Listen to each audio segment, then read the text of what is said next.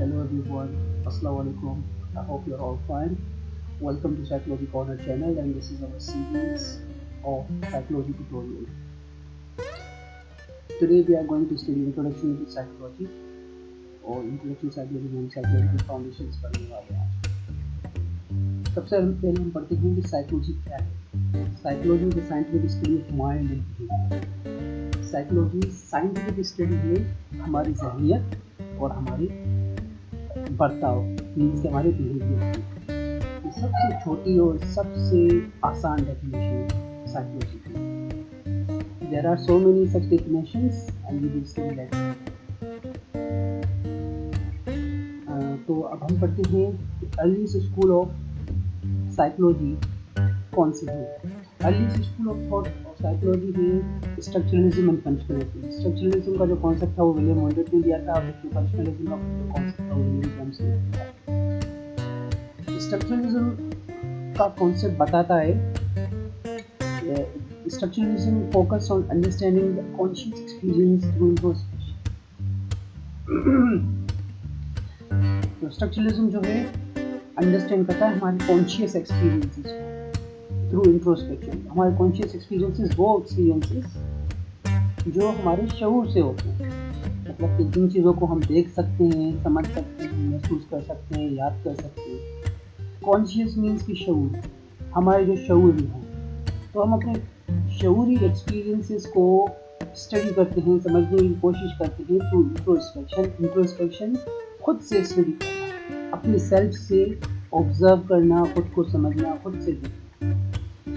In terms को हम आगे चल के डिटेल से पढ़ेंगे, इनकी अलग से वीडियो बनाएंगे इंशाल्लाह। फिलहाल इतना काफ़ी है।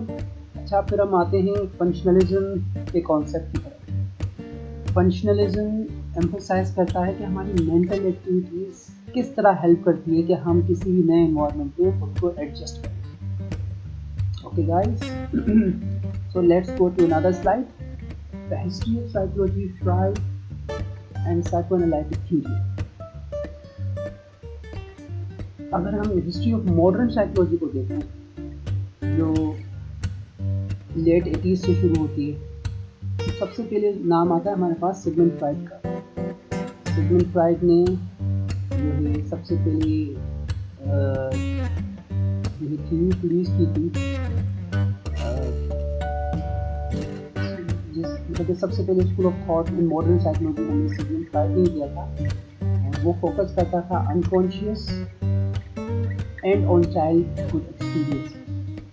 मतलब कि बचपन में बच्चों के साथ जो एक्सपीरियंसेस होते हैं अनकॉन्शियसली उनकी पर्सनैलिटी उसी तरह से आगे चल के शेप होती है। तो उसने थ्योरी ऑफ पर्सनैलिटी दी थी, जिसमें उसने बताया था कि एक ईगो एंड सुपर ईगो किस तरह से इंटरेक्ट करते हैं किसी भी पर्सनैलिटी को फॉर्म या शेप करने में। यहाँ पे डायग्राम दी गई है, तो इसमें समझाया गया कि हमारा कॉन्शियस का कितना पार्ट होता है और अनकॉन्शियस का कितना पार्ट होता है। एक ego, super ego, in terms को इंशाल्लाह हम डिटेल से पढ़ेंगे। फिलहाल हम इनको थोड़ा सा देख लेते हैं कि एक जो है इंस्टिंक्चुअल नीड्स होती है, मतलब कि जैसे सेक्सुअल डिज़ायर्स, ये मतलब कभी भी मॉरलिटी प्रिंसिपल को फॉलो नहीं करता। बच्चों में ये अक्सर पाया जाता है। ये बिल्कुल 100% जो है अनकॉन्शियस होता है। सुपर ईगो का ज़्यादातर जो पोर्शन होता है, ज़्यादातर सुपर ईगो जो होता है वो अनकॉन्शियस होता है और थोड़ा बहुत कॉन्शियस होता है।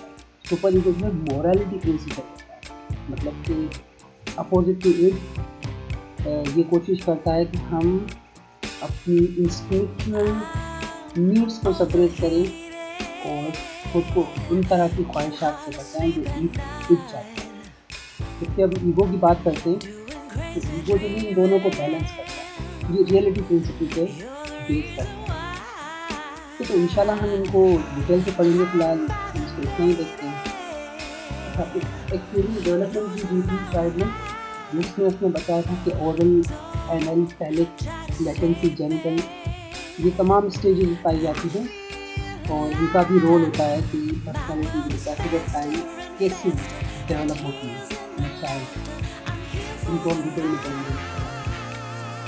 आज कल फ्राइड की थ्योरी काफ़ी कंट्रोवर्शियल है, लेकिन काफ़ी पोटेंशियल थी।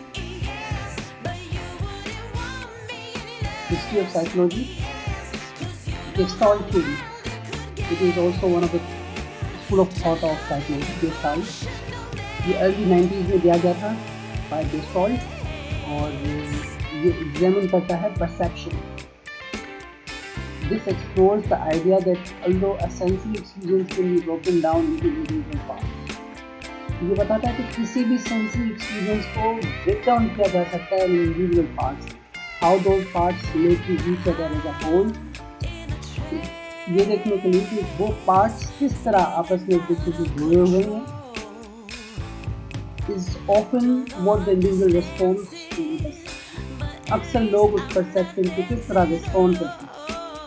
The invisible triangle you see here is an example of Gestalt perception। यहाँ पे आपको invisible triangle देख रहे हैं, ये Gestalt perception का एक example है। इसको हम समझने की कोशिश करते हैं कि explore the idea although a sensory experience can be broken down into individual parts। हम किसी भी experience को individual parts में break down करते हैं, हम individually देखते हैं कि इस part का क्या रोल है, इस part का क्या रोल है, परसेप्शन किस तरह से डेवलप होती है, how those parts relate to each other, वो आपस में किस तरह से रिलेट कर रहे हैं, तो किस तरह से एक परसेप्शन बना रहे हैं जिसको हम इंडिविजुअल रिस्पॉन्ड करते हैं। Okay guys, the history of psychology. Again जो दूसरा आता है बिहेवियरिज्म स्कूल ऑफ थॉट, ये आइवन पैवलोव और वॉटसन, स्किनर, इन लोगों ने जो है बिहेवियरिज्म पे काफ़ी काम किया था। यहाँ पे एक बॉक्स देख रहे हैं, एक्चुअली बिहेवियरिज्म से बिहेवियर शेप किया जाता है, कंडीशनिंग की जाती है। हम जो है इसको थोड़ा देख लेते हैं कि अर्ली टू मिड 90s में जो है इसका कॉन्सेप्ट आया था। ये फोकस करता है on observing and controlling behaviour. हम किसी भी बिहेवियर को ऑब्जर्व और कंट्रोल कर सकते हैं, जो इसी चीज़ पर फोकस करता है। कंडीशनिंग करता है ये, जैसे मैंने अभी बताया कि हम किसी भी इंडिविजुअल के बिहेवियर को कंडीशनिंग कर सकते हैं, कंडीशन कर सकते हैं। उसमें रीइंफोर्समेंट और पनिशमेंट के कॉन्सेप्ट भी देखे जाते हैं कि अगर हम रीइंफोर्समेंट दे रहे हैं, पनिशमेंट दे रहे हैं, तो उसके बाद किस तरह से बिहेवियर शेप हो सकता है। And it is modified version of the operant and chamber और Skinner box are still widely used in research circumstances. Behaviourism के कॉन्सेप्ट को जो है काफ़ी हद तक बताया जाए, काफ़ी कंट्रोवर्शियल है, लेकिन आज तक भी स्किनर बॉक्स को या इस ओपन कंडीशन चैम्बर को यूज़ किया जाता है in different kinds of psychological research. Okay, अब हम आते हैं ह्यूमनिज्म स्कूल ऑफ थॉट पे।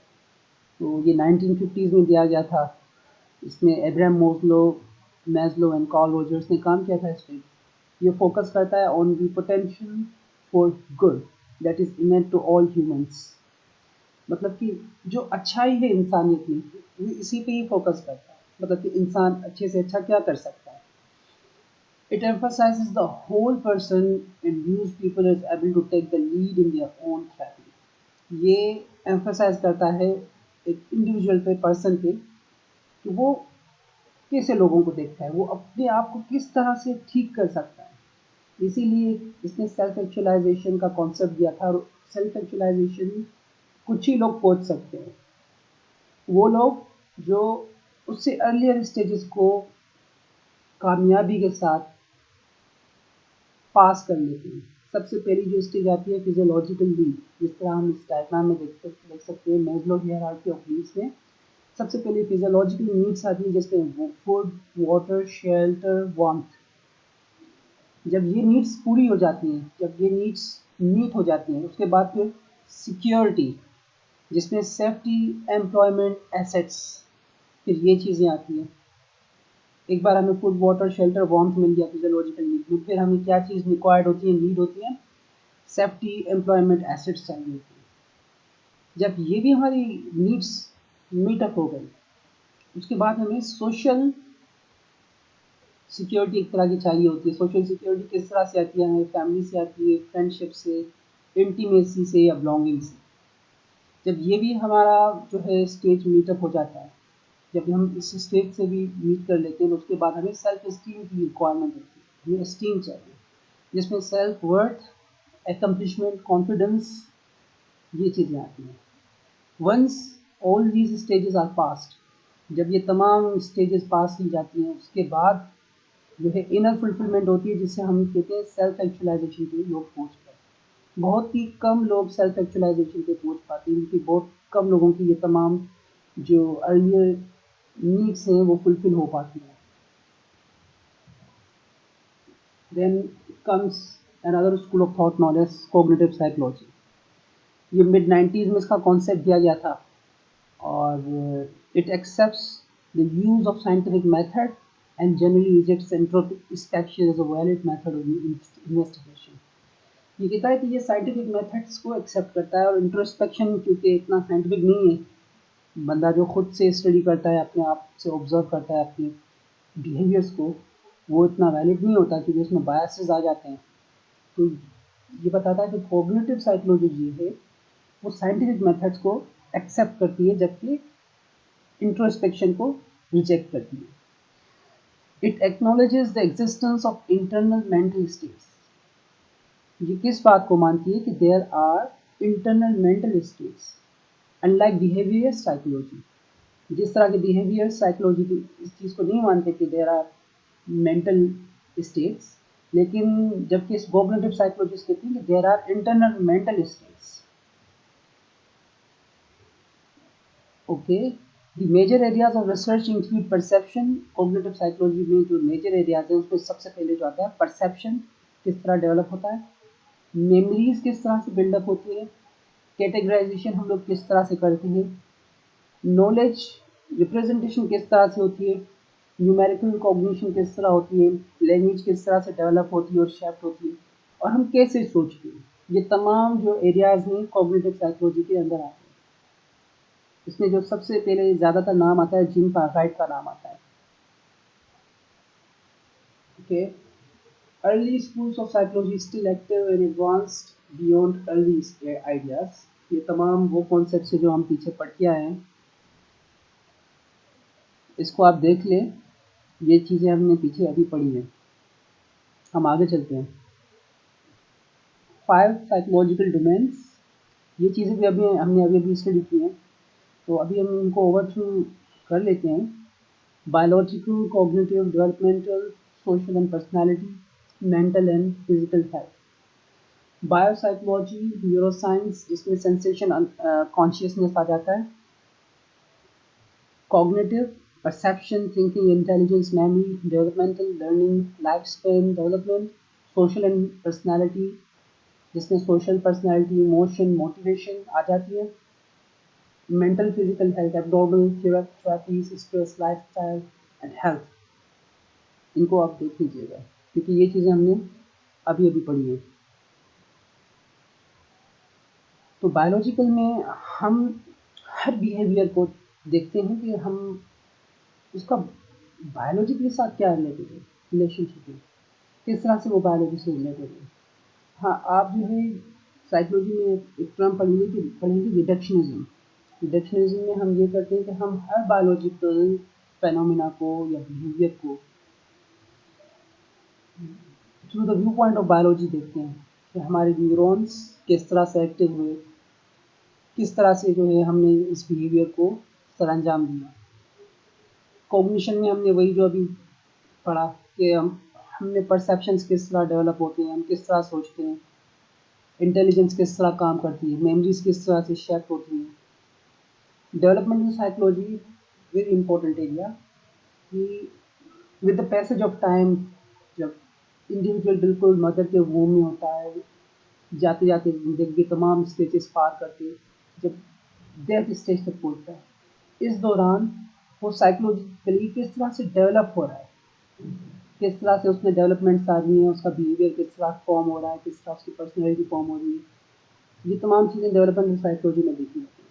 Social and personality, social and psychology is another subject जिसमें जो है इंसान सोशली किस तरह डेवलप होता है और सोशल सेटिंग्स में उसकी पर्सनैलिटी किस तरह डेवलप होती है और कौन से फैक्टर्स हैं, सोशल फैक्टर्स हैं जो इंडिविजुअल की पर्सनैलिटी पे अफेक्ट करते हैं, किस तरह इंडिविजुअल के इमोशंस शेप होते हैं, उसमें किस तरह से मोटिवेशंस होती हैं, वो खुद की मोटिव्स किस तरह डेवलप करता है। Mental and physical health sports psychology में ये आता है। और इसके अलावा जो है फिजिकल हेल्थ जो है मेंटल स्पोर्ट्स साइकोलॉजी में आता है, जबकि मेंटल साइकोलॉजी हम क्लिनिकल साइकोलॉजी में ज़्यादातर पढ़ते हैं, जिसमें हम एबनॉर्मलिटीज़ देखते हैं, इसके कॉजेज़ क्या हैं, इसकी एटियोलॉजी क्या है, इसकी हम ट्रीटमेंट या थेरेपीज़ देखते हैं। और ये ज़्यादातर फोकस करता है स्ट्रेस, लाइफस्टाइल एंड हेल्थ पे। ओके गाइस, तो हम बायोलॉजिकल डोमेन को अभी थोड़ा सा एक्सप्लेन के साथ करते हैं। Biopsychology it explores how our biology influences behaviour. जैसे मैंने पहले बताया कि हमारी बायोलॉजी किस तरह से इन्फ्लुएंस करती है हमारे बिहेवियर को। The field of behavioural neuroscience, cognitive neuroscience and neuropsychology are all subjects of biological psychology. ये तमाम जो है सब्जेक्ट्स हैं biological psychology. It's very interesting field and it's growing. Evolutionary psychology ये बताता है कि with the passage of time इंसानों का बिहेवियर किस तरह से इवॉल्व होता है, किस तरह से हमारा बिहेवियर इवॉल्व हुआ है। काफ़ी हज़ार साल पहले इंसानों का बिहेवियर कैसा था, कुछ कुछ सेंचुरीज पहले इंसान का बिहेवियर कैसा था, और with the passage of time आज इंसान का बिहेवियर कैसा है, और आगे किस तरह से ह्यूमन बिहेवियर शेप हो सकता है। ये हम तमाम चीज़ें एवोल्यूशनरी साइकोलॉजी में पढ़ते हैं। Sensation and perception research is interdisciplinary, but there is a focus on the psychological aspect of sensory system. हम sensations and perceptions को physiological aspects से भी पढ़ते हैं, देखते हैं, as well as in the psychological experience of sensory information. Also हम psychological experience के हवाले से भी देखते हैं। Okay, then comes another school of thought, cognitive domain. Cognitive domain में क्या चीज़ें आती हैं? Cognitive domain फोकस करता है थॉट्स, हमारे थॉट्स किस तरह से फॉर्म होते हैं, and the relationship to experiences and actions, उनका रिलेशनशिप हमारे एक्सपीरियंस, तजर्बात और एक्शन, हमारे अमाल के साथ। कॉग्निटिव डोमेन स्टडी करता है लैंग्वेज किस तरह से डेवलप होती है, किस शेप होती है, हमारे कॉग्निशंस किस तरह से काम करते हैं, memory, intelligence and much more. Developmental domain, ये भी हमने डिटेल से बातें की है इसमें, अभी भी इसको देख लेते हैं। Includes behavioural psychology and learning conditioning, क्योंकि with the passage of time बचपन से बच्चों पे एक तरह से कंडीशनिंग की जाती है कि अगर फॉर एग्जांपल आप अगर फर्स्ट पोजीशन लाएंगे तो आपको ये दिया जाएगा, आपको कोई रिइंफोर्समेंट में कोई गिफ्ट दिया जाएगा। तो हम क्या करते हैं, बच्चों को कंडीशनिंग करते हैं बच्चों की। तो ये क्या करता है, it includes behaviour psychology and learning conditioning. हम उनको लर्न भी करवाते हैं और उनकी कंडीशनिंग भी करवाते हैं। उसका जो बेहतरीन एग्जाम्पल है वो क्लासिकल एंड ऑपरेंट कंडीशनिंग है। हम इनको डिटेल में आगे पढ़ेंगे। Developmental psychology is the scientific study of development across a life span. जिस तरह मैंने पहले बताया कि from the womb of mother कोई भी इंडिविजुअल होता है up to death of individual, वो उसका पूरा लाइफ स्पैन होता है और उनमें डिफरेंट स्टेजेस होती है, उसकी डेवलपमेंट उसमें किस तरह होती है, उसके कुछ स्टेजेस एंड माइलस्टोन्स होते हैं। हर स्टेज में एक जो है उसकी माइलस्टोन्स अचीव करने होते हैं, तभी उसकी डेवलपमेंट हो सकती है। The social and personality psychology domain. Social psychology is a scientific study of how people's thoughts, feelings, and behaviors are influenced by actual, imagined, or implied presence of others. ये study करता है कि जो individual के thoughts हैं, feelings हैं, behaviours हैं, वो किस तरह से इन्फ्लुएंस होते हैं बाय एक्चुअल, इमेजिन्ड और इम्प्लाइड प्रेजेंस ऑफ अदर। हमारे सराउंडिंग से, हमारे एनवायरनमेंट से किस तरह से इंडिविजुअल का बिहेवियर असरअंदाज होता है। पर्सनैलिटी साइकोलॉजी काफ़ी इससे मिलता जुलता है, रिलेटेड है। ये स्टडी करता है पैटर्न्स ऑफ थॉट्स, मतलब कि इन सोशल साइकोलॉजी सेटिंग इंडिविजुअल का जो पर्सनैलिटी डेवलप हुई है उसमें पैटर्न ऑफ थॉट्स किस तरह से डेवलप हुए, किस तरह के उसके पैटर्न ऑफ थॉट्स हैं, और उसका बिहेवियर किस तरह से शेप हुआ है, that make each individual unique, ये हर इंसान को यूनिक बनाता है, सबसे अलग बनाता है। Personality trait is a consistent pattern of thought and behaviour. Personality trait जो है बिल्कुल कॉन्सिस्टेंट पैटर्न होता है किसी भी थॉट, मतलब इंसान के thoughts and behaviour. 5 factor model of personality, ये हम डिटेल से जो है थ्योरी ऑफ पर्सनैलिटी में पढ़ेंगे, और अभी भी हम इसको थोड़ा ओवरव्यू कर लेते हैं। जो सबसे पहला ट्रेट आता है वो ओपननेस। बंदा किस तरह से, मतलब कि इसमें ओपननेस है, और इसमें जो कुछ मेन फैक्टर्स आते हैं वो इमेजिनेशन, फीलिंग्स, एक्शंस, आइडियाज। इसमें जो सबसे लोवेस्ट स्कोर है वो प्रैक्टिकल, कन्वेंशनल, प्रेफर, रूटीन। और जबकि इसमें हायर जो स्कोर है, इंडिविजुअल क्यूरियस होता है, इसमें वाइड रेंज ऑफ इंटरेस्ट होते हैं और वो डिपेंडेंट होता है। अच्छा, दूसरा जो फैक्टर आता है कॉन्साइंटियसनेस। इसमें कॉम्पिटेंस होती है, सेल्फ डिसिप्लिन होता है, थॉटफुलनेस होती है और गोल ड्रिवन लोग होते हैं। इसमें जो सबसे लोअर स्कोर वाले लोग होते हैं वो इम्पल्सिव होते हैं, केयरलेस और डिसऑर्गेनाइज होते हैं। जबकि सबसे हाईएस्ट स्कोर इसमें जो स्कोर होता है वो लोग हार्ड वर्किंग होते हैं, डिपेंडेबल होते हैं और ऑर्गेनाइज होते हैं। देन कम्स एक्सट्रोवर्जन, जिसमें सोशबिलिटी होती है, असर्टिवनेस होते हैं वो लोग, उन लोगों में इमोशनल एक्सप्रेशंस होते हैं, दे एक्सप्रेस। तो इसमें अगर लो स्कोर देखा जाए तो वो ऐसे लोग क्वाइट होते हैं, रिजर्व होते हैं और विड्रॉन होते हैं। मतलब कि एक्सट्रोवर्जन में भी सबसे जो लोवेस्ट लेवल है उसमें भी लोग खामोश रहते हैं, रिजर्व रहते हैं और विड्रॉन रहते हैं, मतलब इतने सोशली एक्टिव नहीं होते, सबसे लोअर स्कोर। जबकि हाई स्कोर में एक्सट्रोवर्ट लोग आउटगोइंग होते हैं, वार्म सीकिंग होते हैं और एडवेंचर लविंग होते हैं। एग्रीएबलनेस, फोर्थ फैक्टर, जिसमें लोग कोऑपरेटिव होते हैं, ट्रस्टवर्दी होते हैं, गुड नेचर। इसमें जो लोअर स्कोर है उसमें इस तरह के पर्सन क्रिटिकल होते हैं, अनकोऑपरेटिव होते हैं, सस्पिशियस होते हैं। जबकि इसमें हाई स्कोर के लोग हेल्पफुल होते हैं, ट्रस्टिंग होते हैं, एम्पैथेटिक होते हैं। फिफ्थ फैक्टर न्यूरोटिसिज्म, ये टेंडेंसी होती है टुवर्ड अनस्टेबल इमोशंस। तो इसमें जो लो स्कोर होता है वो उसमें लोग काम होते हैं, इवन टेम्पर्ड होते हैं, सिक्योर होते हैं। जबकि इसमें हाई स्कोर क्या होता है, एंशियस, परेशान रहते हैं, अनहैप्पी, खुश नहीं रहते, प्रोन टू नेगेटिव इमोशंस, और हमेशा नेगेटिव इमोशंस की तरफ उनका रुझान ज़्यादा होता है। The mental and physical health domain, जिस तरह मैंने आपको पहले बताया था कि इसमें एब्नॉर्मल साइकोलॉजी आ जाती है, क्लिनिकल साइकोलॉजी इसमें ज़्यादातर डील करते हैं, और हेल्थ साइकोलॉजी जिसमें हम स्पोर्ट्स साइकोलॉजी को ज़्यादातर देखते हैं। एब्नॉर्मल साइकोलॉजी फोकस करता है एब्नॉर्मल थॉट्स एंड बिहेवियर्स पे, जबकि क्लिनिकल साइकोलॉजी फोकस करता है on diagnosis and treatment of psychological disorders and other problematic patterns of behaviour. Health psychology, जो मैं जिस तरह मैंने पहले भी बताया कि ये ज़्यादातर स्पोर्ट्स साइकोलॉजी से डील करता है। और बेसिकली ये क्या है, health psychology focuses on how health is affected by the interaction of biological, हमारी हेल्थ किस तरह से अफेक्ट होती है by the interaction of biological, psychological and socio-cultural factors.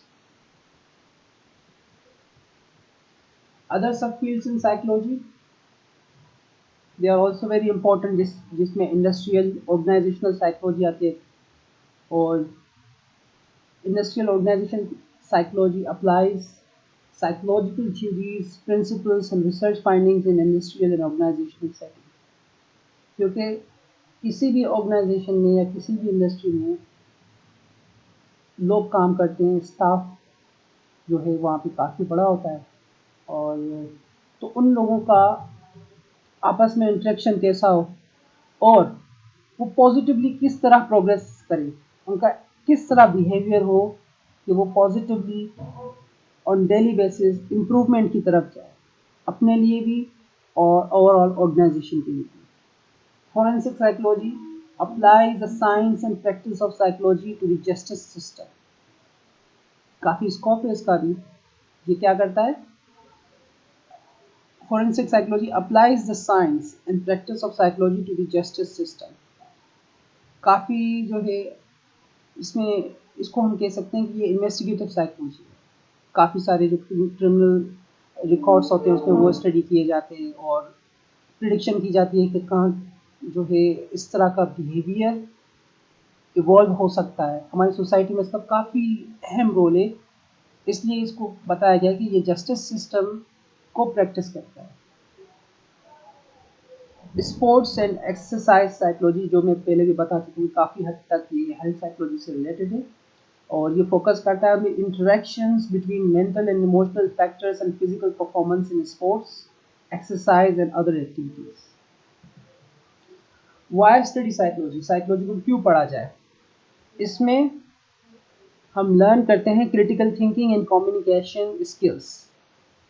सबसे बड़ा फ़ायदा कि आप में क्रिटिकल थिंकिंग डेवलप होगी। क्रिटिकल थिंकिंग साइंटिफिक स्टडीज़ से डेवलप होती है। साइंटिफिक स्टडीज़ में सबसे जो पहला कंपोनेंट है कि आप में क्रिटिकल थिंकिंग होनी चाहिए।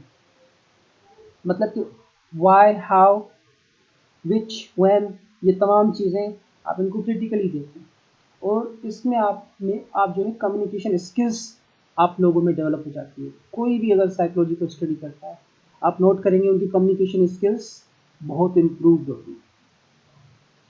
Develop an understanding of the complex factors that shape human behaviour. इसमें हम समझते हैं, सोचते हैं तमाम कॉम्प्लेक्स फैक्टर्स को जो ह्यूमन बिहेवियर को शेप करता है।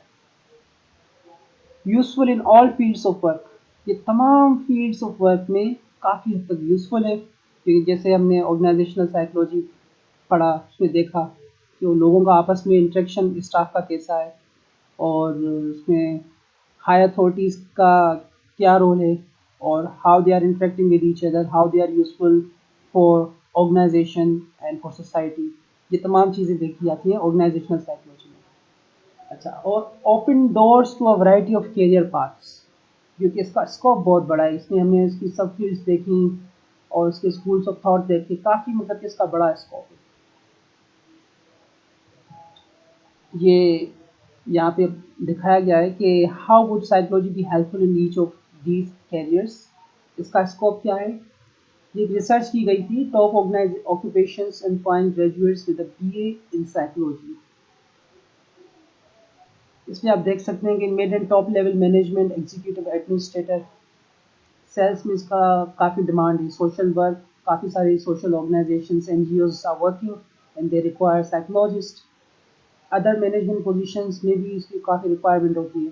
Human resources, HR, personnel training, लोगों की जहन साजी करने के लिए, उनकी ट्रेनिंग करवाने के लिए। अदर एडमिनिस्ट्रेटिव पोजीशंस में भी काफ़ी इसकी रिक्वायरमेंट है। इंश्योरेंस, रियल एस्टेट, बिजनेस, वही ऑर्गेनाइजेशनल साइकोलॉजी आ गया इसमें ज़्यादातर। मार्केटिंग एंड सेल्स में भी काफ़ी रिक्वायरमेंट है इसकी।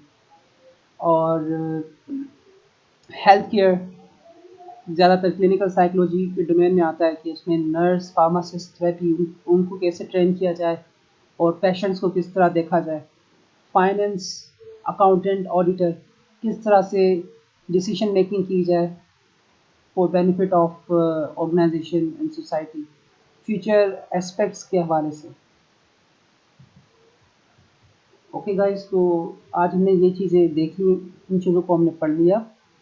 Inshallah, we will make some other videos in which we will learn all these things extensively. Thank you so much. Allah Hafiz, take care.